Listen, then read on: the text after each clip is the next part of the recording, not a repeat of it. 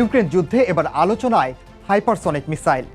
কিয়েভে সামরিক অভিযানের ২৪তম দিনে ইউক্রেনের পশ্চিমাঞ্চলে একটি ভূগর্ভস্থ গুদাম ধ্বংস করে দেওয়ার দাবি করেছে রাশিয়া। Хотим еще раз обратить внимание западных средств массовой информации.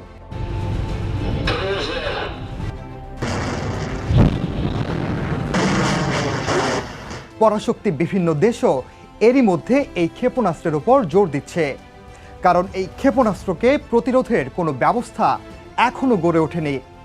হাইপারসনিক ক্ষেপণাস্ত্রের বিস্তারিত নিয়েই আমাদের আজকের আয়োজন।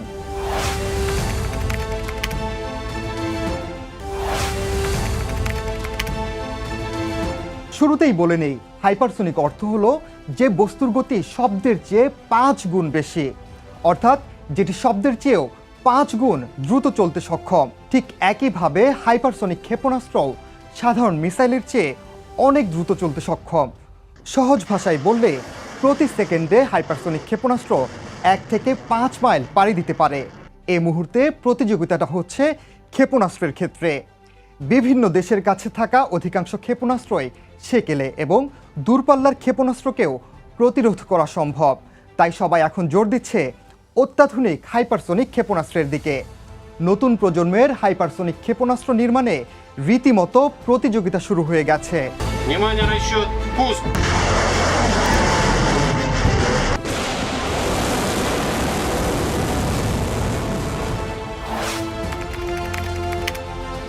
প্রথমত, উচ্চ গতির কারণে এটি অপ্রতিরোধ্য। খুব দ্রুত শত্রুপক্ষের ঘাঁটিতে আঘাত হানতে সক্ষম। তাছাড়া সাধারণ মিসাইলের চেয়েও অনেক নিচুতেও চলতে পারে হাইপারসনিক ক্ষেপণাস্ত্র। ব্যালিস্টিক মিসাইলের মতো এটির গতিবিধি শনাক্ত করা অত সহজ নয়। একই সঙ্গে বর্তমান সময়ের অন্যতম ভয়াবহ মারণাস্ত্র এটি, কেননা এটির ওয়ারহেডে পারমাণবিক বোমা স্থাপনের সুযোগ রয়েছে।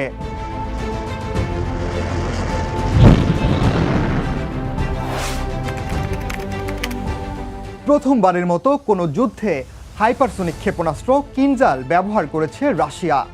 হাইপারসনিক মিসাইল দিয়ে ইউক্রেনের মাইকোলাইভের কাছে একটি জ্বালানি ডিপোর পাশাপাশি ভূগর্ভস্থ ক্ষেপণাস্ত্র ও গোলাবারুদের গুদাম উড়িয়ে দেওয়া হয়। সমরাস্ত্র বিশেষজ্ঞরা বলছেন, কেবল ইউক্রেন নয়, যে কোনো যুদ্ধেই এই প্রথম হাইপারসনিক ক্ষেপণাস্ত্র ব্যবহার করেছে রাশিয়া। অত্যাধুনিক প্রযুক্তির কিনজাল ক্ষেপণাস্ত্রের প্রশংসা করেছেন খোদ রুশ প্রেসিডেন্ট ভ্লাদিমির পুতিন।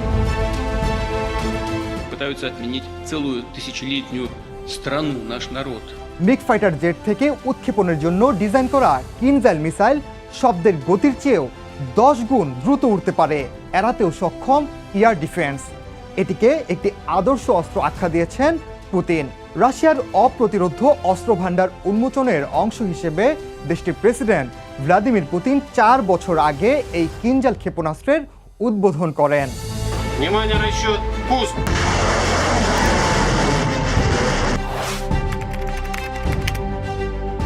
এ পর্যন্ত রাশিয়ার ছোড়া 60% ক্ষেপণাস্ত্রই ভূপাতিত করার দাবি করেছে ইউক্রেন। তবে হাইপারসনিক মিসাইলকে প্রতিরোধ করা অসম্ভব। অন্যদিকে ভূগর্ভস্থ স্থাপনা ধ্বংস করতে সাবসনিক মিসাইলের তুলনায় কিনজাল অনেক শক্তিশালী ও বেশি কার্যকর বলে মনে করছেন সমরাস্ত্র বিশেষজ্ঞরা। একদিকে যুদ্ধে মনস্তাত্ত্বিক প্রভাব, অন্যদিকে রুশ সেনাদের কাছে অন্য অস্ত্রের মজুদ কমে আসারও আশঙ্কা করছেন অনেকে। আবার অনেকে বলছেন, পারমাণবিক সক্ষমতা সম্পন্ন হাইপারসনিক ক্ষেপণাস্ত্র ব্যবহারের মাধ্যমে চলমান পরিস্থিতিতে উত্তেজনা বাড়াতে চাইছে রাশিয়া। মস্কোর ছোড়া কিনজাল মিসাইল পারমাণবিক বোমাও বহন করতে পারে। কিনজাল ক্ষেপণাস্ত্র 2000 কিলোমিটারেরও বেশি দূরত্বের লক্ষ্যবস্তুতে আঘাত হানতে পারে। একই সঙ্গে যে কোনো আকাশ ও ক্ষেপণাস্ত্র প্রতিরক্ষা ব্যবস্থাকে রুখে দিতে পারে।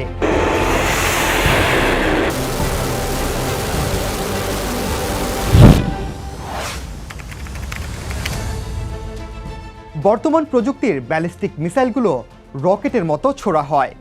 সম্ভাব্য গতিপথ অনুমান করে তা রুখেও দেয়া যায়। তবে হাইপারসনিক মিসাইল উৎক্ষেপণের পরপরই খুব দ্রুত উপরে উঠে যায়, আবার দ্রুত নেমে আসে। এরপর আনুভূমিকভাবে এটি বায়ুমণ্ডলের মধ্যে চলতে পারে। চলমান অবস্থাতেও গতিপথ পরিবর্তন করতে পারে হাইপারসনিক ক্ষেপণাস্ত্র, যে কারণে এটিকে শনাক্ত করা অসম্ভব।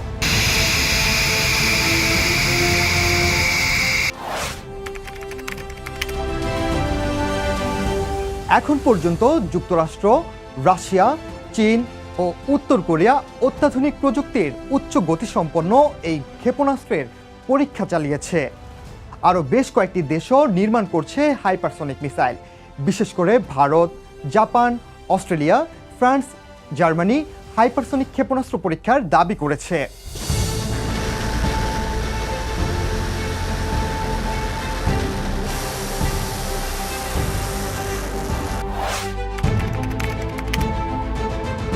হাইপারসনিক মিসাইল নির্মাণ ও এই খাতে প্রযুক্তিগত উন্নয়নের ক্ষেত্রে এখন পর্যন্ত রাশিয়া ও চীনকেই অপ্রতিরোধ্য হিসেবে বিবেচনা করছেন বিশেষজ্ঞরা। রাশিয়ার বানানো এভানগার্ড ও কিনজাল হাইপারসনিক ক্ষেপণাস্ত্রকে এই সময়ের অন্যতম ভয়াবহ মারণাস্ত্র হিসেবে আখ্যা দিয়েছেন তারা। অন্যদিকে গত বছরের আগস্টে দুটি হাইপারসনিক ক্ষেপণাস্ত্রের পরীক্ষা চালিয়েছে চীন। চীনের সামরিক বাহিনীর উৎক্ষেপণ করা রকেটে থাকা হাইপারসনিক গ্লাইড ভেহিকল পৃথিবীর কক্ষপথের নিচ দিয়ে উড়ে গিয়ে পৃথিবীকে প্রদক্ষিণ করে লক্ষ্যের দিকে দ্রুত বেগে ছুটে যায়। যদিও শেষ পর্যন্ত সেটি লক্ষ্যবস্তুতে আঘাত হানতে পারেনি বলে দাবি গবেষকদের। তবে হাইপারসনিক ক্ষেপণাস্ত্র পরীক্ষার কথা অস্বীকার করেছে বেইজিং। তাদের এটি একটি নিয়মিত মহাকাশযানের পরীক্ষা ছিল বলেও দাবি করেছে তারা। এদিকে হাইপারসনিক ক্ষেপণাস্ত্র নির্মাণে বিপুল পরিমাণ অর্থ ঢালছে যুক্তরাষ্ট্র। যদিও খোদ মার্কিন কর্মকর্তারাই স্বীকার করেছেন যে হাইপারসনিক মিসাইল সক্ষমতায় চীনের চেয়ে কয়েক হাজার বছর পিছিয়ে আছে যুক্তরাষ্ট্র। সামনের দিনগুলোতে এই হাইপারসনিক মিসাইল যে ক্ষমতাধর রাষ্ট্র হওয়ার অন্যতম মানদণ্ড হয়ে উঠবে তা উপলব্ধি করতে শুরু করেছে অধিকাংশ দেশ। সে লক্ষ্যেই চীন, রাশিয়া, যুক্তরাষ্ট্র, ফ্রান্স, জার্মানি কিংবা পশ্চিমা দেশগুলো পরমাণু অস্ত্র ও উচ্চগতির মারণাস্ত্র নির্মাণে জোর দিচ্ছে।